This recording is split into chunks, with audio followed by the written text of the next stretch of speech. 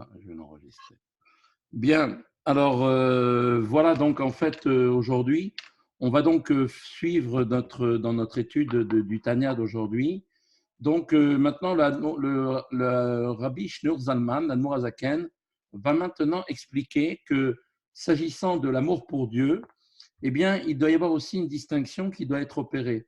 Le degré supérieur de l'amour, qui est appelé Ahava Rabba, traduction littérale, un immense amour, est en fait un don du ciel pour celui dont la crainte de Dieu est parfaite. Il est bien ce niveau-là impossible de parvenir à un pareil amour par seulement la méditation. Ce n'est pas possible. Quant au second degré, il peut être atteint par la contemplation de la grandeur de Dieu et il porte, lui, le nom de Avat Olam, c'est-à-dire littéralement l'amour lié au monde. Pourquoi? Parce que cet amour est précisément engendré par la méditation sur la grandeur de Dieu, telle qu'elle peut être ressentie et perçue à travers le monde créé. Donc on voit ici une sorte de parallèle entre la crainte. On avait vu que dans la crainte, il existait deux dimensions, la crainte inférieure et la crainte supérieure. Eh bien, on retrouve le même parallèle avec l'amour, qui, l'amour de Dieu, est aussi divisé en deux formes d'amour. Il y a l'amour inférieur et l'amour supérieur. Donc, le grand amour qu'on appelle Avaraba, qui lui-même est impossible de parvenir, on va voir, dit que cet amour-là ne vient que comme un cadeau, un don que Dieu fait du ciel directement à la personne qui le sert de manière totalement parfaite dans sa crainte. Et l'autre amour est un amour qui est essentiellement donc obtenu par la méditation sur le monde, en fait, comme on avait dit, donc un amour de Dieu qui est perçu à travers le monde créé, comme on l'avait mentionné précédemment. Donc, on va donc maintenant, dès à présent, commencer à rentrer dans le sujet. Dans l'amour, comme on vient de le dire, il y a également deux degrés. Il y a ce qui s'appelle Ahava Rabba, traduction littérale, l'immense amour, et il y a Avat Olam, et là aussi, traduction littérale, l'amour du monde. Donc, on va démarrer par d'abord l'Ava Rabba, ce grand amour, l'amour infini, et Avat Beta Anugim, qui est ce qu'on appelle un amour lié avec les délices. Donc, un amour qui a pour contenu le plaisir et la délectation dans Dieu, à la différence de l'amour qui s'exprime par une aspiration, un désir qui traduit en fait un manque, comme par exemple la recherche de l'attachement à Dieu, donc qui peut provoquer chez celui qui cherche Dieu un amour assez fort pour lui. Eh bien, cet amour-là n'est pas encore l'amour dont on parle, l'amour infini, qui est l'amour dans les délices. L'amour, c'est-à-dire une forme d'extase dans laquelle l'attachement avec Dieu est effectivement vécu. Et ça, comme on a dit, c'est un amour qui vient uniquement comme étant une récompense et qui est un don du ciel qui ne provient d'aucun travail personnel dans ce sens-là. On ne peut pas atteindre cet amour-là des délices si ce n'est pas directement du ciel qu'on nous le donne. Et il nous dit, Vehi, cet amour-là, cet amour Avat Rabba, ce grand amour, l'amour infini dans les plaisirs, Ishelavat Aole Malea est une flamme ardente qui monte et s'allume d'elle-même plutôt que d'être produite. Donc cet amour-là se manifeste de lui-même. Il n'a pas été le résultat d'un effort personnel. Uba milmala beprinat matana, et comme on l'a dit, il vient d'en haut de Dieu directement sous forme d'un cadeau, les Misheu Shalem Beira, pour celui qui est au préalable entier dans sa crainte, dans la crainte de Dieu. Kenoda al-Mamar Razal, comme on le sait des paroles de nos Chachamim qui ont été là-bas dans la Gemara Kedushin, Darko Shel Ish, Larzor Achar Reisha, nous disent que c'est l'habitude de l'homme que d'aller à la recherche d'une femme. Qu'est-ce que ça vient exprimer ici, cette notion d'homme et de femme? Alors, bien sûr, c'est à prendre au sens littéral, dans le sens où quand quelqu'un veut se marier, en fait, c'est toujours à l'homme de rechercher sa femme et non pas le contraire. Et on donne d'ailleurs on donne à cet effet donc une image. On dit que quand quelqu'un a perdu ses clés, ce ne sont pas les clés qui cherchent son propriétaire, c'est au propriétaire de chercher ses clés. Eh bien, c'est pareil. Donc, au sens littéral, c'est à l'homme de chercher sa femme. Donc, cette petite parenthèse permet pour ici nous revenir à cette dimension de homme et de femme. Eh bien, on dit que c'est toujours l'homme qui recherche la femme. À quoi ça correspond ici quand on fait référence à l'amour de Dieu? Eh bien, l'amour qui est appelé homme, ish, d'accord, qui est en fait la partie masculine, le côté zachar dans cette dimension-là. Il est dit qu'il est dit effectivement, il s'est souvenu de sa bonté. Il est marqué de ça c'est un psaume qui a été dit dans le psaume 98, c'est un passage qui est marqué. On voit que la seconde lettre du vers Zachar, là-bas, il s'est souvenu. Comment est-ce qu'elle est vocabilisée là-bas? Avec un patach, d'accord? Et là, elle est ponctuée avec un kamatz et on obtient le mot mal. Zachar, ça fait là-bas dans le sens où c'est marqué dans le verset, c'est à première lecture, il s'est souvenu. Mais quand on le met avec un kamatz, ça donne Zachar, qui veut dire aussi un mâle, un homme, une partie masculine. Donc, il est donc fait là-bas allusion à la bonté, l'amour qui est incarné par le mâle, la partie masculine. Veisha, et la femme, à quoi correspond-elle donc spirituellement? À la dimension de Yirat Hashem, eh bien, c'est la crainte de Dieu. Kenoda, comme on le sait, comme il est marqué justement dans les Proverbes, quelle est la femme? C'est la femme vertueuse, c'est la femme qui craint Dieu. Et donc, on fait référence à la notion de, quand on veut déterminer la crainte, qui est la crainte parfaite, eh bien, on fait référence à la femme, la dimension féminine. Donc, voilà la signification de la sentence des Chachamim.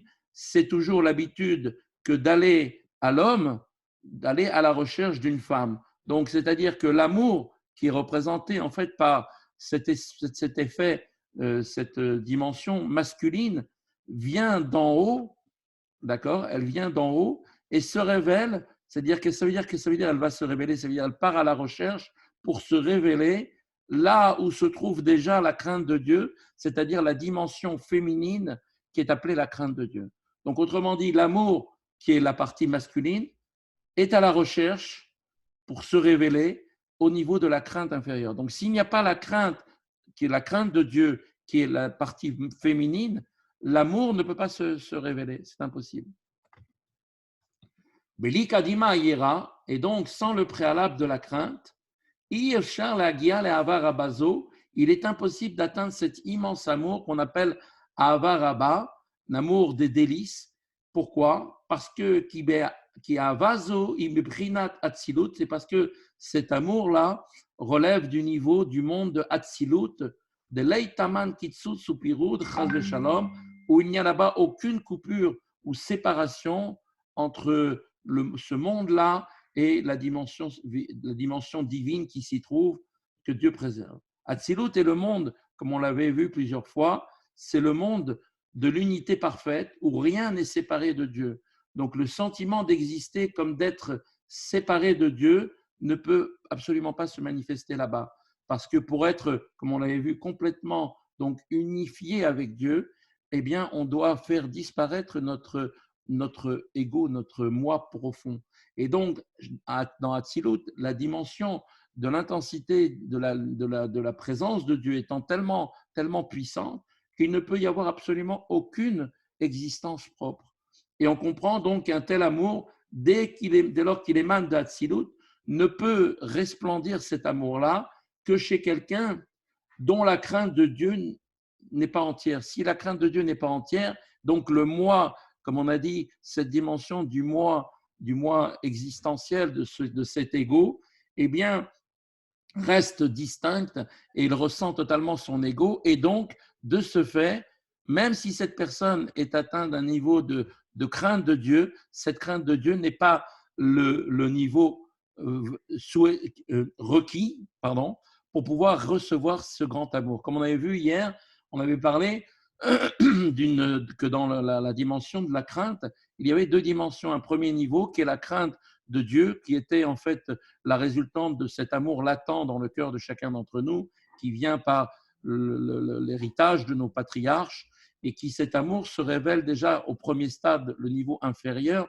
par la prise de conscience que Dieu nous voit, Dieu nous entend, et que tout ce qui est fait est enregistré. Maintenant, il y a une crainte supérieure, comme on avait dit, c'est la crainte que l'on a en réfléchissant et en observant comment toutes les créatures de l'univers tout entier, du ciel et de la terre et de toutes ces armées vont toutes dans le même sens pour se prosterner devant Dieu. Et donc forcément, cette dimension-là nous amène à une prise de conscience que nous qui faisons partie de cet univers ne sommes pas grand-chose en réalité par rapport à l'ensemble de l'infini de la grandeur extraordinairement euh, extraordinairement grande qui nous amène donc à prendre conscience de notre petitesse. Et donc, le summum qu'on avait dit hier, le summum de la crainte correspond en fait au moment où on va totalement disparaître. C'est-à-dire que mon ego n'est plus là.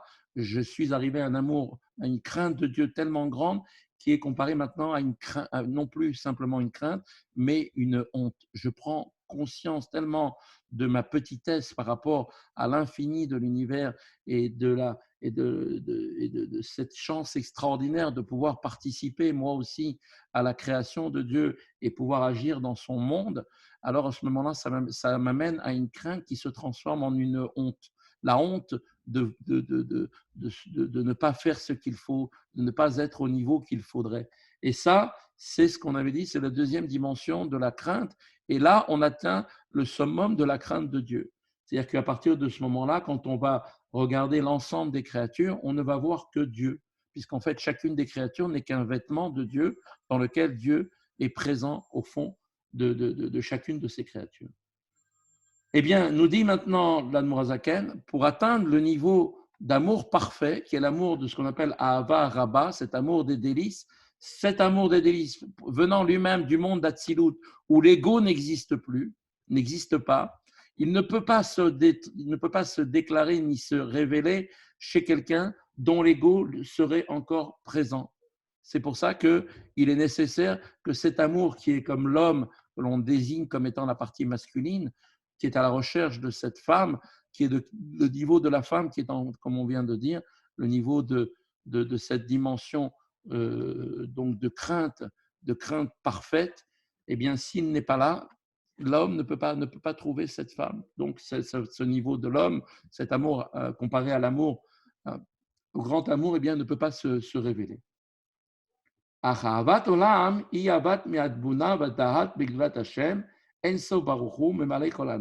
Cependant, comme on avait dit, il existe deux niveaux dans l'amour. Il y a un niveau supérieur, le grand amour, Avaraba, mais il existe aussi un niveau inférieur qui s'appelle Ahavat Olam, qui est en fait le second degré d'amour qui procède de la compréhension et de la connaissance de la grandeur de Dieu, l'infini divin donc qui emplit, comment Dieu emplit tous les mondes, les anime d'une vitalité immanente, donc contractée et adaptée à chacun des êtres. Ce qui veut dire que quand on a atteint le deuxième niveau de crainte de Dieu, où on prend conscience de l'immensité de toute la création et de toutes les créatures qui s'y trouvent, et que toutes sont simplement des vêtements dans lesquels Dieu est présent réellement, et que quand je regarde ces créatures, je dois voir Dieu dans chacune de ces créatures, eh bien, automatiquement après, de cette crainte qui est maintenant devenue une honte, il ressort un sentiment d'amour du monde, qui cet amour du monde, eh bien, se transforme donc d'une crainte en un premier niveau d'amour, qui cet amour est en fait dû à la constatation de la constatation que Dieu vraiment donne la vitalité à chaque être dans ce monde. Et ensuite, il dit que donc cet amour-là est un amour qui vient de cette réflexion, de cette méditation, donc de la connaissance de la grandeur de Dieu qui est infinie, qui remplit tous les mondes, Vesovev Kolalmuim, et que Dieu est celui aussi qui a une présence dans ce monde, mais qui est d'une manière enveloppante. Il enveloppe tous les mondes, c'est-à-dire qu'il les anime également d'une force vitale, mais cette fois-ci qui est transcendante, qui n'est donc pas limitée selon le monde ou l'être dans lequel, au niveau du monde ou de l'être concerné. C'est-à-dire qu'il y a donc une prise de conscience que Dieu est non seulement le Dieu qui est à l'intérieur de chaque chose, qui est donc Dieu, comment il s'adapte à chacune des créatures en lui donnant précisément la vitalité qui lui correspond en fonction de sa limitation. D'accord? Dieu ne donne pas la même vitalité dans le minéral qu'il le donne dans l'être humain et ainsi de suite dans les mondes supérieurs. Donc, il s'adapte à chacune des créatures. C'est ce qu'on appelle la lumière de Dieu immanente, celle qui s'introduit à l'intérieur des mondes. Mais il prend conscience comment Dieu aussi est en fait aussi d'une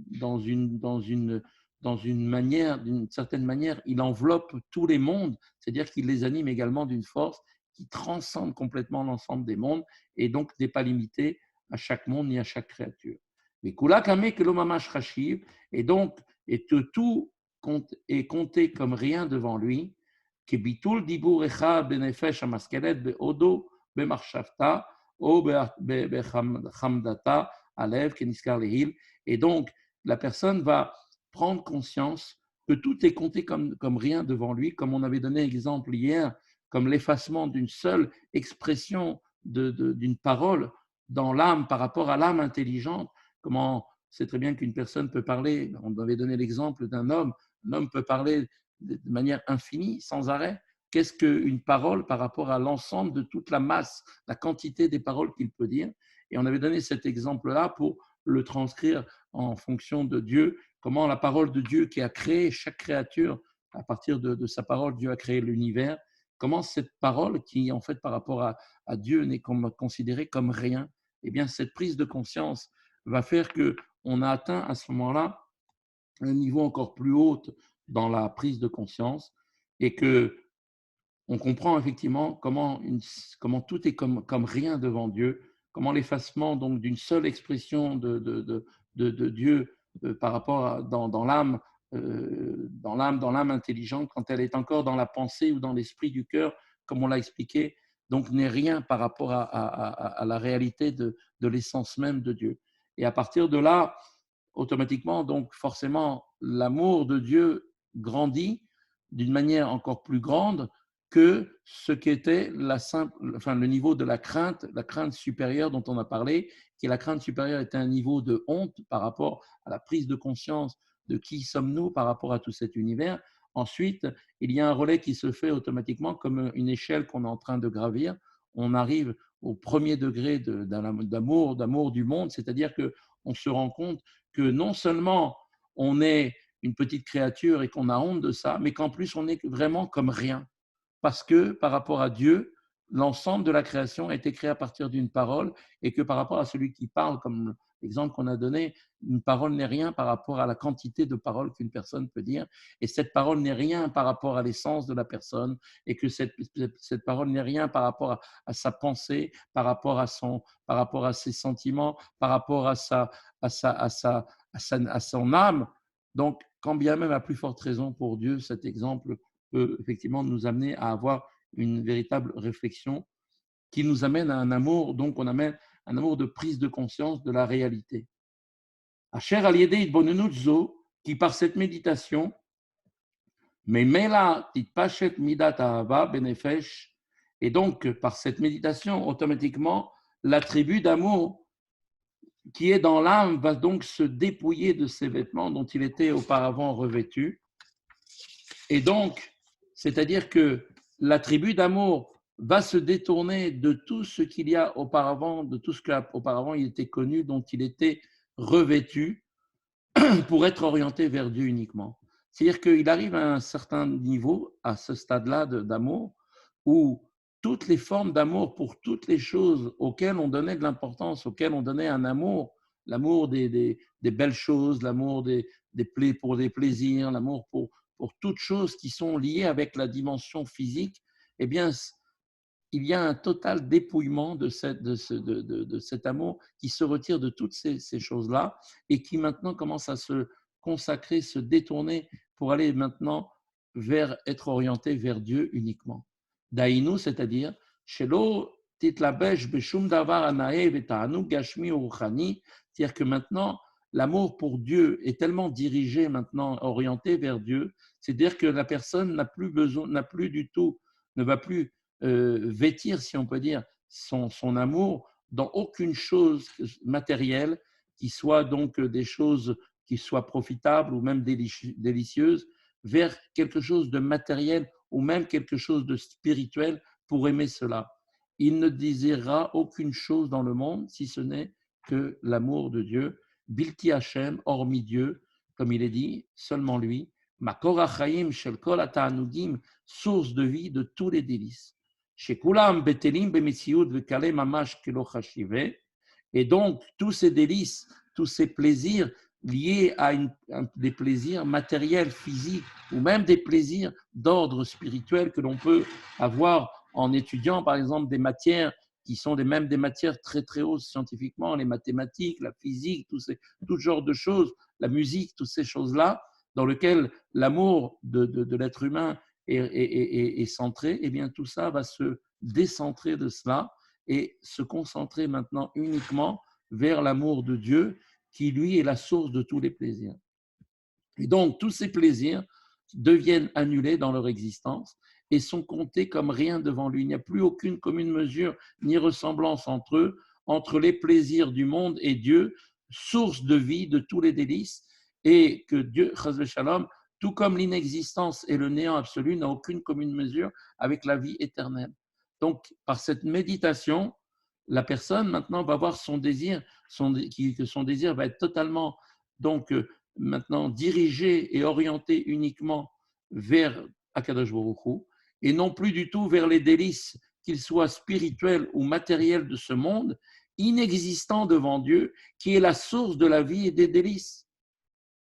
Donc il y a il y a une sorte de centralisation, on déporte maintenant toutes les choses pour lesquelles on avait un amour, toutes les choses qui avaient pour nous, à nos yeux, une forme de recherche, de plaisir, d'amour, de choses physiques ou même intellectuelles. Et on va totalement se dépouiller de toutes ces choses-là pour aller vers le véritable amour qui est l'amour de Dieu, qui lui-même est la source de la vie et donc forcément de tous les délices. Que Moshe Katouf, comme il est dit, Mi li bashamayim va'amcha lo chafasti ba'aretz, comme il est dit dans les Teilim, le Teilim 73, là-bas, c'est marqué, David Ameler, il dit, qui donc, qu'est-ce que j'ai à faire avec les cieux?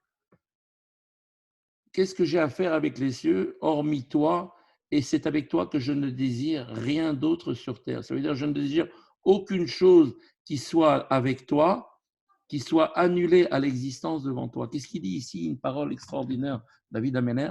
David Ameller, il dit, tout ce qui est avec toi, c'est-à-dire tout ce qui est l'ensemble de la création, quels qu'elles soient les niveaux de toutes les formes de niveaux de la création, même si c'est les niveaux les plus hauts des richesses, de la connaissance, de toutes ces choses-là, tout ça, ça s'appelle avec toi. Mais moi, ce que je veux, dit David Ameller, c'est pas ce qui est avec toi, c'est toi que je veux. Et c'est ça le sens de ce verset-là. Toi, tu es ma chair, tu es mon cœur, d'accord? Ma chair et mon cœur te désirent ardemment, tu es le rocher de mon cœur. Ça veut dire que tout cela n'a aucun intérêt pour David Ameller, comme il dit, qu'est-ce que j'ai à faire du Gan Eden inférieur, du Gan Eden supérieur? Tout cela, c'est des choses qui sont avec toi. Mais moi, ce qui m'intéresse, ce n'est pas ce qui est avec toi, c'est uniquement toi. C'est ça la recherche de l'amour de David Ameller pour Akadosh Baruch Hu. Donc se départir totalement de toutes les formes de plaisir, toutes les formes d'amour pour des choses qui soient physiques, des choses qui soient même des dimensions spirituelles comme le Gan Eden supérieur, le Gan Eden où on va se délecter, comme il est dit, les tzadikim sont là-bas assises, chacun en train de se délecter du rayonnement de la Shrina. Tout ça, ce n'est que ce qui est avec toi. Qu'est-ce qu'il veut David Ameller? Il veut toi, lui. Il veut Dieu lui-même. Moshe Katoub le Kaman, comme on va expliquer précédemment, plus tard, pardon, plus loin. dans le chapitre 48, tout ce que l'on vient de dire se rapporte à celui qui ressent l'attrait des choses du monde et qui, par la méditation, il peut maintenant en détacher son amour pour pouvoir l'orienter uniquement vers Dieu. Et maintenant, ça, on parle de quelqu'un qui a un niveau de perception très, très grand parce que c'est quelqu'un qui est de nature, qui est quelqu'un de sensible et de chaud au fond de lui. Il a cette chaleur pour l'orienter maintenant vers Dieu. Maintenant, quand on parle de quelqu'un qui a une nature froide, qu'est-ce qui se passe chez lui? Cette personne-là, en fait, il n'y a rien qui éveille son désir. Même dans ce monde, c'est quelqu'un il est blasé. C'est-à-dire que pour lui, les choses, les plaisirs de ce monde, même les plaisirs intellectuels, tout ça, ça le laisse froid. Donc chez lui, même l'amour dans les choses de ce monde, cette dimension d'amour qui est cet enthousiasme, ce feu pour les choses, n'existe pas chez lui. Comment est-ce que maintenant cette personne va pouvoir se dépouiller pour pouvoir orienter, dépouiller ses sentiments pour les orienter uniquement vers Dieu? Comment il va pouvoir faire une chose pareille? Donc, chez cette personne-là, qui de nature froide, qui fait que rien n'éveille chez lui son désir, et que chez lui, l'attribut d'amour est comme en quelque sorte comme en sommeil. Comment est-ce qu'il va pouvoir diriger cet amour qui est en sommeil vers Dieu? Pourtant, le Tanya nous dit que lui aussi, par cette méditation, il peut éveiller en son fort intérieur un amour ardent pour Dieu. La méditation dont on parle, comme on avait dit tout à l'heure, c'est la prise de conscience que comme quoi tout l'univers tout entier, avec toutes les créatures qui la remplissent, sont totalement soumis à Dieu et qu'ils se prosternent tous devant Dieu. Et pas que seulement, ils sont donc la représentation de Dieu physiquement dans ce monde, c'est-à-dire que chaque être est ni plus ni moins une enveloppe dans laquelle se trouve Dieu, mais que Dieu est aussi au-dessus de tout ça, puisque ça, c'est la dimension où il entre et il fait vivre chacun des êtres selon ses limites, mais que Dieu est aussi de manière totalement transcendante, il est au-dessus de toutes les créatures, et que toutes les créatures sont comme rien devant lui. Eh bien, nous dit l'Admorazaken, ça aussi, ça peut, même pour des personnes qui sont qui sont de nature froide, peuvent eux aussi ressentir cet amour-là pour Dieu, en son fort intérieur. Donc,